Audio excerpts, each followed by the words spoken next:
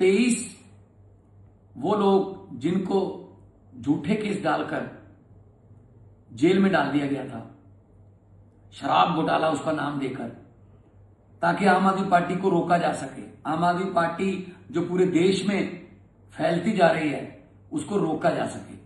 आज उसका फैसला आया है और सबको बरी कर दिया गया है। सच का सूरज निकला है। रात अगर लंबी हो जाए इसका मतलब ये नहीं कि सूरज मर गया। सूरज निकलता है, सच का सूरज हमेशा निकलता है।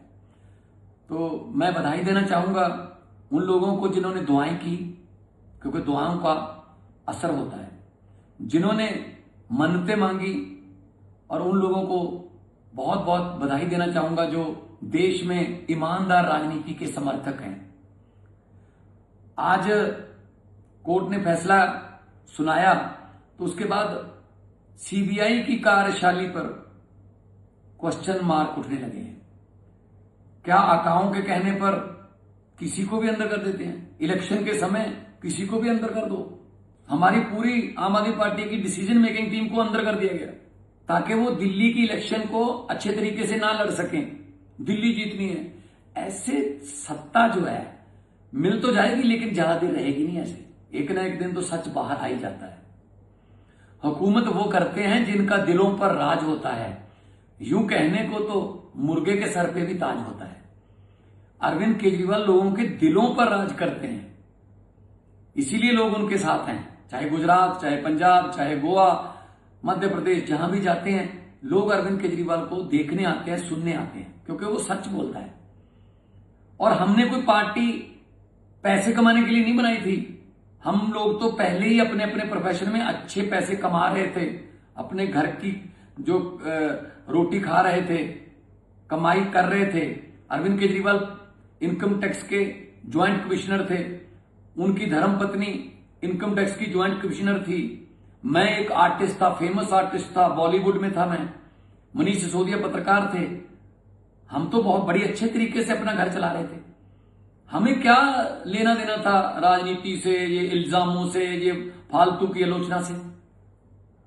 लेकिन देश के लिए हमारा फर्ज बनता है कि कोई तो विरोध करे ना इनका। ये तो मिलकर खेल रहे थे। बीजेपी जो है वो मिलकर खेल रही थी। दो पार्टियों का राज चल रहा था। 5 साल वो, 5 साल वो, 5 साल मैं, 5 साल तू, ऐसे चल रहा था। अब तीसरे को नहीं आना देना चाहते थे। जो भी इस देश में जो भी भ्रष्ट सिस्टम को बदलने की बात करेगा तो उसको ऐसी यातनाएं झेलनी पड़ेंगी, क्योंकि उस भ्रष्ट सिस्टम के जो बेनिफिशियरी होते हैं, जो उससे फायदा उठाते हैं, वो बाउंस बैक करते हैं। कैसे कैसे सिस्टम बदल दोगे जी? अंदर कर दो इनको, चलो जीत गए जीत गए। अब तो एसआईआर कितना बवाल देश में हो रहा है उस पर कि अपनी ही जनता बना रहे हैं।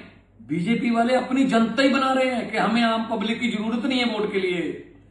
जो पहले थोड़े बहुत हाथ जोड़ते थे इलेक्शन के समय, वो भी जरूरत नहीं रही।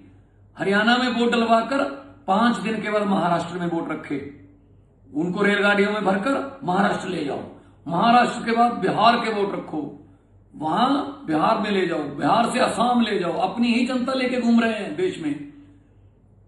ये लोकतंत्र के लिए बहुत ही खतरनाक है। मोदी साहब, अमित शाह जी, आप सत्ता चाहते हो, राज करना चाहते हो, खुशी से करिए, लेकिन देश की समस्याओं को हल करके लोगों का दिल जीत कर वोट लीजिए, दिल जीत कर खुद जीतिए। बिजली की समस्या पूरे देश की, बेरोजगारी पूरे देश की सबसे बड़ी समस्या, गरीबी, महंगाई, शिक्षा, स्कूलों का बुरा हाल है, सड़कें, इंफ्रास्ट्रक्चर, उसकी कोई बात नहीं करता। आप लोग नफरत की, धर्म की, और इसकी पार्टी तोड़ दो, इसका निशान ले लो, इसकी पार्टी का निशान फ्रीज कर दो, चुनाव चिन्ह छीन लो, पहले इल्जाम लगा दो 17,000 करोड़ का, फिर उसके बाद उस बंदे को डिप्टी सीएम बना दो, अपनी जो वॉशिंग मशीन है उसमें धुल गया वो, अब ठीक हो गया है। मतलब हद है। ऐसे विश्व गुरु बनोगे क्या? अरविंद केजरीवाल कट्टर ईमानदार बंदा है। हम लोगों ने अपने करियर छोड़े हैं सर, अच्छे भले चलते करियर छोड़े हैं। जेल जाने के लिए हम तैयार हैं, कोई ऐसी बात नहीं है। हम वो पत्ते नहीं जो शाख से टूटकर गिर जाएंगे, हम वो पत्ते नहीं जो शाख से टूटकर गिर जाएंगे। आंधियों को कह दो अपनी औकात में रहें। हम लोग देश के लिए लड़ रहे हैं सर। हम लोगों को देश चाहिए नंबर 1। ये घोटाला नंबर 1, ये इधर की तिकड़मबाजी वो ये नहीं चाहिए हमें। शहीद आजम भगत सिंह को कभी भी चिंता नहीं थी इस बात की कि आजादी आएगी या नहीं, आजादी मिलेगी या नहीं, लेकिन उनको इस बात की बहुत चिंता थी कि आजादी के बाद देश कौन से हाथों में जाएगा, और उनकी चिंता बिल्कुल सही साबित हुई है। भगत सिंह ने अपनी एक चिट्ठी में लिखा था, जो चिट्ठियां भगत सिंह की चिट्ठियों की किताब है, उसमें लिखा था कि इश्क करना सबका पैदाइशी हक है, क्यों ना इस बार वतन की सरजमी को महबूब बना लिया जाए।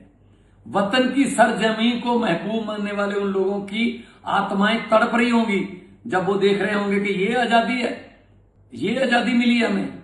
रिश्वत चल रही है, करप्शन चल रही है, कचहरियों में लोग धक्के खा रहे हैं, खज्जल खुआर हो रहे हैं, कोई नहीं पूछता। नौकरी के लिए पैसा, पेपर लीक हो रहे हैं, पता नहीं कौन कौन से जो बच्चे हैं वो कौन कौन से हालातों से निकल के पढ़ रहे हैं, लेकिन पता चलता है एक रात पहले पेपर लीक हो गया, बड़े बंदे पेपर खरीद के ले गए और नौकरियां भी ले गए। ये अच्छा नहीं है मोदी जी, ये अच्छा नहीं है अमित शाह जी। आप लोग देश चला रहे हो, लेकिन जिस तरीके से चला रहे हो उस पर आपत्ति है। आप दबंगई तरीके से देश को चला रहे हो, डेमोक्रेटर बन गए हो आप, डेमोक्रेटिक तरीके से चुने हुए डिक्टेटर। ये अच्छा नहीं है। लंबे सफर को मीलों में मत बांटिए, कौम को कबीलों में मत बांटिए। एक बहता दरिया है मेरा भारत देश, इसको नदियों और झीलों में मत बांटिए। नफरत, धर्म, जाति मत बांटिए प्लीज। बड़ा देश है, एक गुलदस्ता है देश। गुलदस्ते में हर रंग का फूल होना चाहिए, हर फूल की अपनी सुगंध होनी चाहिए। आप चाहते हो गुलदस्ते में सिर्फ एक ही रंग के फूल हो? गुलदस्ते में अगर एक ही रंग के फूल हो तो ज्यादा देर उसको देखा नहीं जा सकता सर, मन ऊब जाता है।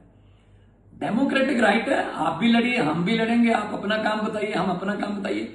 दिल्ली में 30,000 करोड़ का बजट था जब अरविंद केजरीवाल जी ने सरकार संभाली। तो जब तक 2025 में आप आए तब तक 66,000 करोड़ का बजट हो चुका था। बिजली भी दिल्ली में फ्री मिलती थी। स्कूल बहुत अच्छे हो गए, लोग प्राइवेट स्कूलों से बच्चों को निकालकर सरकारी में दाखिल करवाने लगे, सरकारी में भर्ती करवाने लगे। यकीन हो गया था सरकारी स्कूलों की एजुकेशन पर कि क्वालिटी एजुकेशन है। अस्पताल, आम आदमी क्लिनिक, मोहल्ला क्लिनिक खुले, और आपने आते ही सारे बंद कर दिए। कि ये कौन आ गया भाई अरविंद केजरीवाल, जो लोगों को उनके हक बता रहा है, जो लोगों को उनके अधिकारों के बारे में बता रहा है, अवगत करा रहा है, उनको जानू करवा रहा है। इसको अंदर करो। और आज सीबीआई का पूरा कच्चा चिट्ठा सामने आ गया और जज साहब ने कहा कि उन अफसरों पर भी कार्रवाई करो जिन्होंने ऐसा केस बनाया, जो बिल्कुल टिक भी नहीं पाया। सो मोदी साहब, आज अरविंद केजरीवाल के जो आंसू निकले हैं वो देश के लिए निकले हैं, वो खुद के लिए नहीं निकले। वो इस देश की बद से बदतर होती जा रही हालत पर निकले हैं। हम इमोशनल बंदे हैं, हम पत्थर दिल नहीं है, लेकिन जब आप ऐसे करते हो किसी के साथ जो सच्चा बंदा हो, और उसके साथ आप ऐसे जब जबरदस्ती जुल्म करते हो, तो फिर दुख होता है। कई बंदे ऐसे भी कोर्टों ने बरी किए हैं जिन पर आपने ऐसे झूठे केस डाले कि वो 10-10 साल जेल में रह के आए हैं, 8 साल जेल में रह के आए। क्या बरी होने के बाद उनके वो 8 साल आप जिंदगी के वापस दे दोगे? उनकी जिंदगी रिवाइंड कर दोगे? ये तरीका अच्छा नहीं है कि इलेक्शन के आसपास जाके बड़े नेताओं को अंदर कर दो, वो बेल के चक्कर में 4-5 महीने निकल जाएंगे, इतने में इलेक्शन निकल जाएगी, हम जीत जाएंगे। डबल इंजन, ट्रिपल इंजन, पता नहीं कौन से इंजन। एक ही इंजन चाहिए देश को, वो है देशभक्ति का इंजन। भगत सिंह हमारे इंजन के पुर्जे हैं। तो मैं आज अरविंद केजरीवाल साहब को बहुत बहुत बधाई देता हूं। इनकलाब